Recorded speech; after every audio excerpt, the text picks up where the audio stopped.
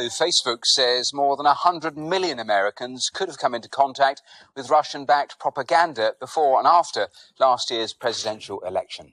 Twitter and Google also say they were used to share divisive posts traced to Russia. It comes as the White House insists that criminal charges brought against former aides to President Trump show no evidence of collusion between his election campaign and Russia. It's almost a year since Donald Trump's stunning election win. A year in which one nagging question won't go away. Just how much did Russia do to help? Now Facebook may have come up with part of the answer.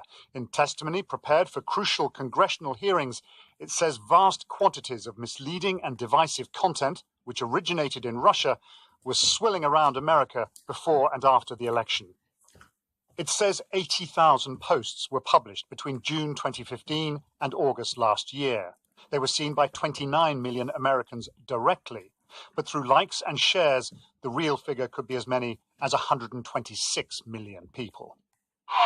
Figures seized on by Mr. Trump's defeated opponent. I mean, we started from nothing happened to a little bit happened to maybe a little more happened. Now, 126 million Americans, that's nearly as many people who voted. Russian officials deny all involvement. No one, says Foreign Minister Sergei Lavrov, can present any facts. But the allegations are now coming thick and fast. Washington still reeling from yesterday's dramatic news that 3 members of Donald Trump's campaign team now face charges. The former chairman, Paul Manafort, is one of 2 men accused of laundering money earned while working for Ukraine's former pro-Moscow president. But it's the role of foreign policy advisor George Papadopoulos that could prove more damaging. He's admitted lying to the FBI about his contacts with Russian nationals. President Trump is furious. In tweets this morning, he says it's all fake news. As Paul Manafort's lawyer said, there was no collusion, and events mentioned took place long before he came to the campaign. As for the low-level volunteer named George, Mr. Trump says he's a proven liar.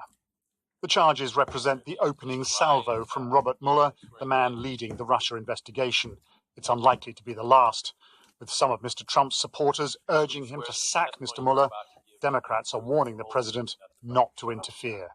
Paul Adams, BBC News. Well, we'll have more reaction and analysis on that story, both from Washington and in London, here in just a moment.